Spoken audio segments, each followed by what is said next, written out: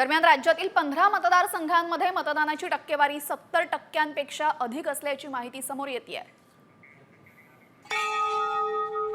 तर आपण बघतोय करवीरमध्ये 84% राज्यातील आकडेवारी 84% करवीरमधली पाहायला मिळते। मतदानाची ही टक्केवारी आपण बघतोय करवीरमध्ये 84% इतकी मतदान झाल्याची टक्केवारी सर्वाधिक आकडा इकडे बघायला मिळतो। करवीरमध्ये 84% म्हणजे चांगली मतदानाची टक्केवारी आहे। चिमूरमध्ये 81% मतदान झालेले आहे। आपण बघितलेले आहे नेहमीच विदर्भाच्या बाजूला जास्तीत जास्त मतदान होतं आणि तोच ओघ आताही बघायला मिळालेला आहे। चिमूरमध्ये 81% मतदान, तर कागलमध्ये 82% इतकं मतदान झालेलं आहे। राज्यात मतदानाची ही सर्वाधिक मतदानाची आकडेवारी समोर आलेली आहे। कागलमध्ये आपल्याला माहिती आहे समरजित सिंग घाटगे आणि हसन मुश्रीफांमध्ये लढत, ब्रह्मपुरीमध्ये 80% इतकं मतदान झालेलं आहे।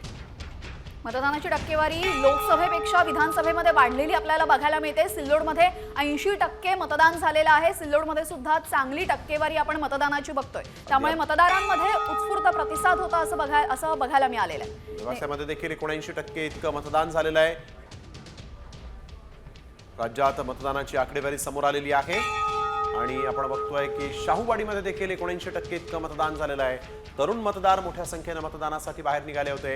महिला मतदार देखील मोठ्या संख्येने मतदान करण्यासाठी बाहेर निघाल्या होत्या, त्यामुळे शाहूवाडीतला देखील आकडा आपण बघतोय। नक्कीच आपण बघू शकतो पलूस कडेगाव इथे सुद्धा 79% इतकी मतदानाची टक्केवारी बघायला मिळते।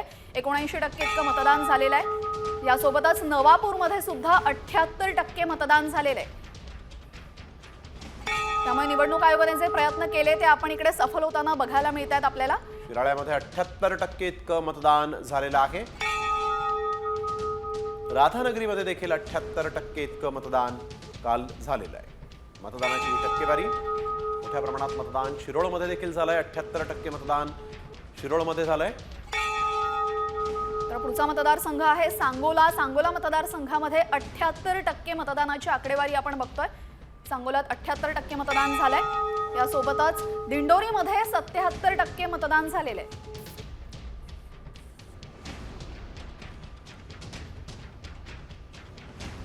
मतदानाची ही टक्केवारी यावेळेस समोर आलेली आहे आणि सर्वाधिक मतदान ज्या मतदारसंघांमध्ये झालेलं आहे त्याची ही आकडेवारी आपण बघतोय। दिंडोरीमध्ये 77% इतकं मतदान नुकतंच पार पडलं। एकूणच ही आकडेवारी बघता आश्वासक चित्र आपल्याला बघायला मिळतंय। निवडणूक आयोगाने अनेक प्रयत्न केले होते मतदानाची टक्केवारी वाढण्यासाठी आणि काही मतदारसंघांमध्ये नेहमी विदर्भामध्ये जास्तीत जास्त मतदान होताना आपण बघितलेले, मात्र आता पश्चिम महाराष्ट्र आणि मराठवाड्यात सुद्धा आपण काही मतदारसंघ पाहिले तर तिथेही चांगले मतदान झाल्याचं आपण पाहिलंय।